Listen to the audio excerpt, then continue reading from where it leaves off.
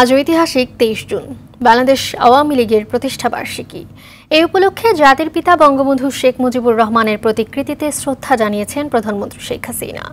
সকালে ধানমন্ডি ৩২ নম্বরে বঙ্গবন্ধু স্মৃতি জাদুঘরের সামনে বঙ্গবন্ধুর প্রতিকৃতিতে পুষ্পস্তবক অর্পণ করেন তিনি। প্রথমে প্রধানমন্ত্রী হিসেবে বঙ্গবন্ধুর প্রতিকৃতিতে শ্রদ্ধা নিবেদন করেন শেখ হাসিনা। পরে আওয়ামী লীগ সভাপতি হিসেবে দলের শীর্ষ নেতাদের নিয়ে দ্বিতীয়বার শ্রদ্ধা জানান তিনি। শ্রদ্ধা জানানোর শেষে দলের সাধারণ সম্পাদক ওবায়দুল কাদের বলেন, অঙ্গীকারের চলার পথে প্রধান বাধা বর্ণচোরা বিএনপি। অভিন্ন এই শত্রুকে পরাজিত করে আওয়ামী লীগ স্মার্ট বাংলাদেশ নির্মাণ করবে। নগদের কাছে সব গ্রাহকই প্রিয়, তাই তো সারা দেশে ক্যাশ আউট চার্জ সবচেয়ে কম।